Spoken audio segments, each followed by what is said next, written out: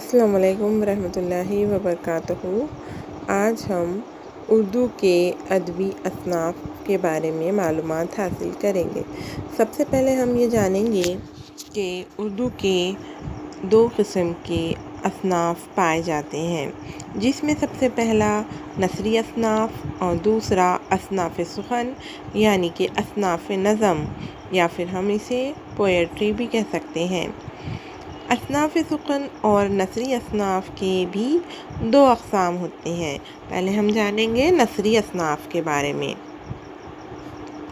نثری اصناف میں پہلا ہوتا ہے افسانوی یعنی کہ فکشیس، اور غیر افسانوی یعنی کہ نان فکشیس، جس میں افسانوی ادب میں سب سے فرسٹ ہے داستان، ناول، افسانہ، ڈرامہ وغیرہ، اور غیر افسانوی ادب میں سب سے فرسٹ آتا ہے انشائیہ، خاکہ، خطوط، سوانح، سفرنامے، مضمون، رپورتاژ اور خود نوشت۔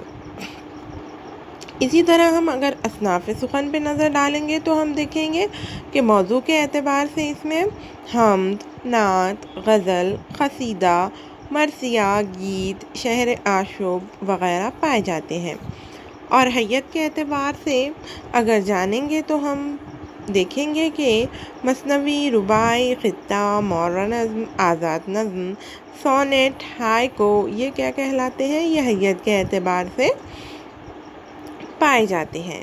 چلیے اب ہم ان کی ڈیٹیل معلومات جانیں گے۔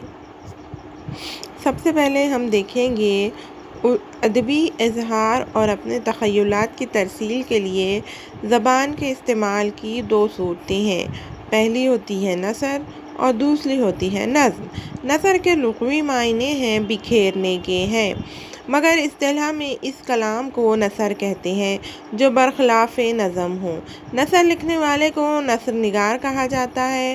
نثر کی مختلف قسمیں ہیں جو اردو ادب میں مختلف ناموں سے پہچانی جاتی ہیں: داستان، ناول، افسانہ، ڈرامہ، انشائیہ، سفرنامہ، مکتوب نگاری، سوانح نگاری، ترجمہ نگاری، خاکہ نگاری، تنقید، تبصرہ، رپورتاژ، مقالہ، طنز و مزاح وغیرہ نثر کی اقسام ہیں۔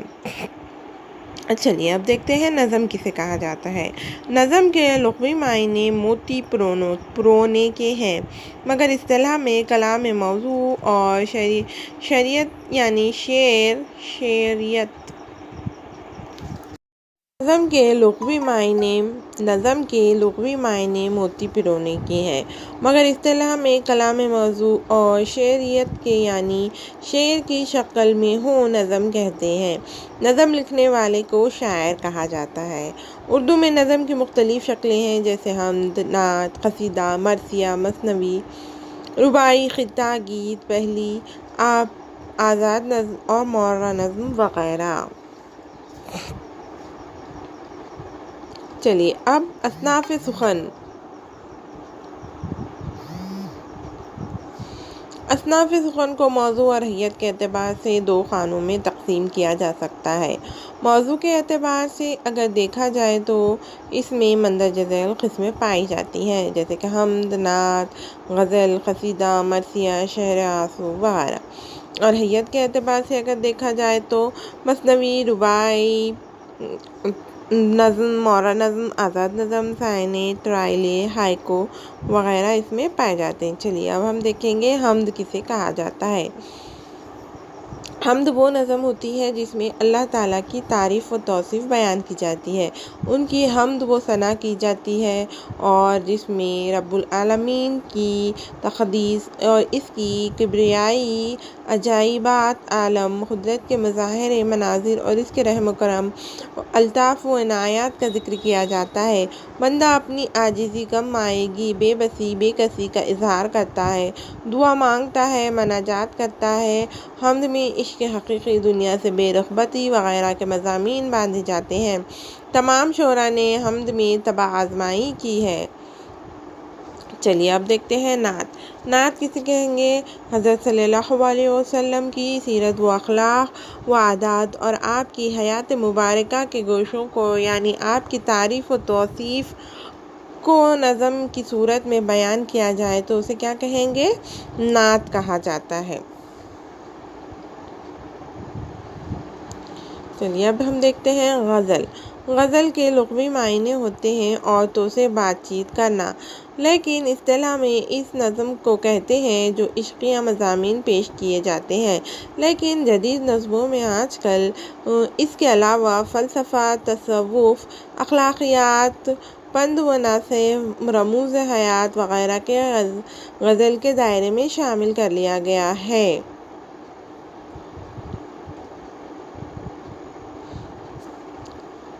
غزل کا پہلا شعر مطلع کہلاتا ہے، جس کے دونوں مصرعے مقاخہ یا ہم قافیہ ہوتی ہیں، اور ان قافیوں کی پابندی غزل کے بانی اشعار میں کی جاتی ہے۔ مطلع کے بعد آنے والے مطلع کو حسن مطلع کہتے ہیں۔ غزل کے جس اشعار میں شاعر اپنا تخلص بیان کرتا ہے اسے مقطع کہتے ہیں۔ اسی طرح غزل کا ہر شعر کا مضمون یا موضوع مختلف ہوتا ہے۔ اسی طرح ہر غزل میں ردیف اور قافیے بھی موجود ہوتے ہیں۔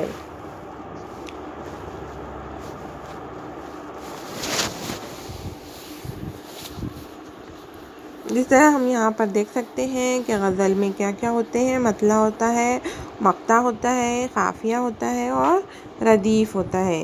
چلیے اب ہم دیکھیں گے قصیدہ۔ عام زندگی میں موقع بموقع لوگ ایک دوسرے کی تعریف اور ستائش کرتے رہتے ہیں۔ یہ ایک سماجی عمل ہے۔ تعریف کرنے والے کا کوئی مقصد ہو سکتا ہے اور جس کی وجہ سے تعریف کی جا رہی ہو۔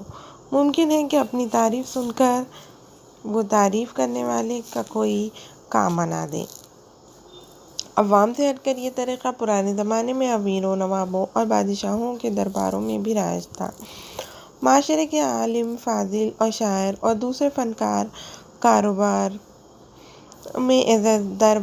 فنکار درباروں میں اعزازات پاتے تھے، جس کے صلے میں انہیں نوابوں، بادشاہوں کی تعریف و توصیف کرنی پڑتی تھی۔ خاص طور پر شاعر اپنی نظموں میں انعام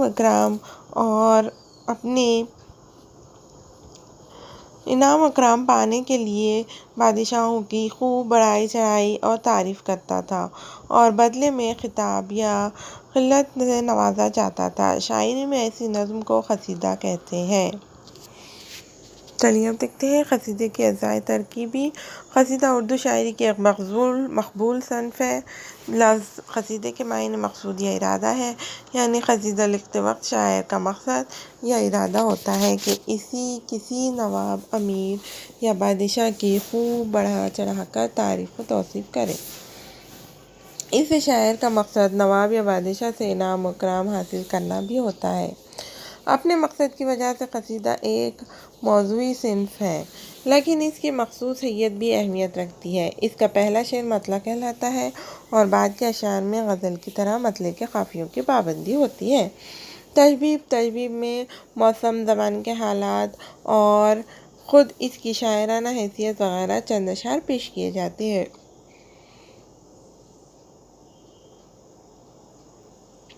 اس کے بعد گریز آتا ہے۔ گریز سے مراد یہاں پر شاعر تشبیب کے موضوع سے گریز کر قصیدہ یعنی نواب یا بادشاہ کی تعریف و توصیف میں اشعار شامل کرتا ہے۔ اس حصے کو مدح بھی کہتے ہیں جو قصیدے کا خاص حصہ ہے۔ مدح کے بعد ممدوح سے شاعر کو انعام و اکرام کی توقع ہوتی ہے، وہ اس مقصد کی طرف بھی اشارہ کرتا ہے۔ یہ حصہ عرض مدح یا حسن طلب کہلاتا ہے۔ اس کے بعد آخر میں شاعر بادشاہ یا نواب کو دعا بھی دیتا ہے۔ چلیے اب دیکھتے ہیں مرثیہ۔ مرثیہ ایک عربی زبان کا لفظ ہے جو کس سے نکلا ہے؟ رثا، اور جس کے معنی ہے بکا یا بین یعنی کہ ماتم کرنا، جس میں کسی کی وفات پر اظہار غم اور مرنے والے کے اوصاف بیان کیے جائیں، یعنی مرنے والے کے لیے رونا اور اس کی خوبیاں بیان کرنا مرثیہ کہلاتا ہے۔ یہ اردو کی مقبول صنف سخن ہے۔ اسی طرح اس کے اجزائے ترکیبی دیکھ لیتے ہیں۔ مرثیے کے اجزائے ترکیبی۔ مرثیے کے چند اجزاء ہوتے ہیں جو ذیل کے مطابق ہے۔ چہرہ میں یہ مرثیے کے تمہیدی اشعار باندھے جاتے ہیں جس میں مناظر فطرت کو بیان کیا جاتا ہے۔ سرافہ میں کربلا کے کرداروں کا سراپا بیان کیا جاتا ہے کہ وہ کس طرح سے رہتے ہیں، ان کا حال حلیہ بیان کیا جاتا ہے۔ رخصت، اس حصے میں کربلا کے کرداروں کی میدان جنگ کی طرف روانگی کا ذکر کیا جاتا ہے۔ آمد،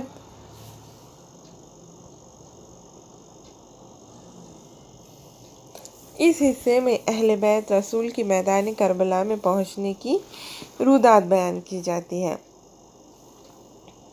یعنی کہ جنگ کے میدان میں جو لوگ حصہ لے رہے ہیں، آپ صلی اللہ علیہ وسلم کے خاندان کے جو بھی لوگ حصہ لیتے ہیں ان کے وہ لوگ کیسا پہنچتے ہیں وغیرہ کی معلومات دی جاتی ہے۔ رجس، آمد، میدان جنگ میں اپنے آباء و اجداد کی بہادری اور ان کی جرأت اور کمالات کو فخریہ انداز میں بیان کرنے کو رجس کہتے ہیں، یعنی کہ رجس میں وہ لوگ کس طرح بہادری سے جنگ لڑتے ہیں یہ بیان کیا جاتا ہے۔